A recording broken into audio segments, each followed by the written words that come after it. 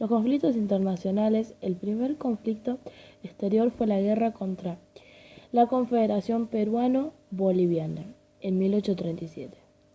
Perú y Bolivia se encontraban en guerra con Chile y Rosas le declaró la guerra a dicha confederación. Principalmente, Bolivia se había transformado en el principal refugio para los opositores al gobierno rosista. Por lo tanto, era visto por Rosas como una potencia enemiga. La intervención argentina en este conflicto internacional fue limitada y en 1839 se produjo la culminación de las hostilidades con la derrota de la Confederación Peruana-Boliviana. En 1838 comenzó un prolongado conflicto con Francia, tomando como pretexto el avasallamiento de algunos derechos de ciudades francesas.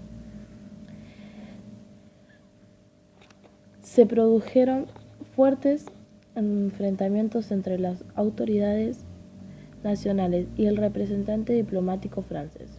Las hostilidades entre las confederaciones rosistas y Francia se sostuvieron hasta 1840 con la culminación del bloqueo y la reintegración a la Argentina del territorio ocupado. El fin del largo periodo rosista. El 3 de febrero de 1852, con la derrota de las fuerzas de la Confederación gobernada por Juan Manuel de Rosas, frente al ejército grande liderado por Juan José de Urquiza, se cerró un ciclo en la historia del país. Urquiza era, al momento de iniciarse las tensiones, el gobernador de la provincia de Entre Ríos, y siempre había sido un aliado de suma relevancia para Rosas.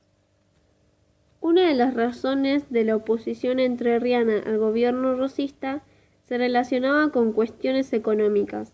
Rosas, al bloquear la libre navegación de los ríos interiores, imposibilitaba el contacto de las provincias litoraleñas con el comercio exterior de manera directa. El encuentro de los dos ejércitos se dio en Caseros, en 1852. La victoria de Urquiza y sus aliados fue total. Después de Caseros, Urquiza entró a Buenos Aires e instaló su cuartel general en la Quinta de Palermo, que hasta entonces pertenecía a Rosas. Desde allí, designó como gobernador provincial al doctor Vicente López y Planes, quien, entre otras medidas, expropió los bienes de Rosas, devolvió aquellos que habían sido confiscados por el exgobernador y restableció la libertad de prensa.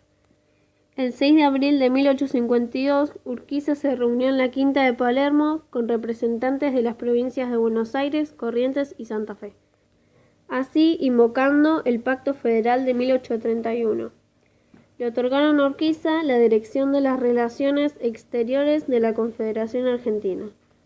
También invitaron a los gobernadores de todas las provincias a una reunión que se realizaría en la ciudad de San Nicolás de los Arroyos, en la provincia de Buenos Aires, para acordar las medidas que se tomarían con el fin de convocar a un Congreso General para otorgar constitucionalmente el país.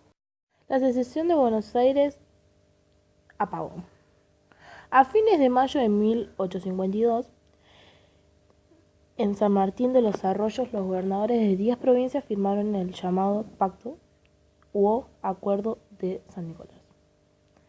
Este acuerdo instauraba un gobierno nacional provisorio a cargo de Urquiza, declaraba la renovación del Pacto Federal en 1831 y convocaba a un Congreso Constituyente en la provincia de Santa Fe. También se abolían los derechos de tránsito interno. Se le otorgaba a Urquiza el mando de todas las fuerzas militares y se le confiarían facultades para reglamentar la navegación interior. Urquiza fue nombrado director provisional de la Confederación Argentina.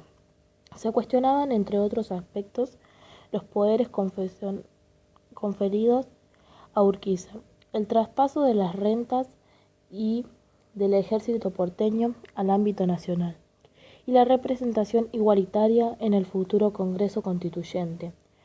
Cuando el acuerdo fue presentado ante la legislatura, los representantes se agruparon en dos sectores: el que estaba liderado por Bartolomé Mitre y Dalmacio Vélez Sarsfield, impugnó el tratado, mientras que el sector encabezado por Vicente López lo defendió. Estalla la Revolución porteña. En septiembre de 1852, Urquiza viajó a Santa Fe para inaugurar el Congreso Constituyente.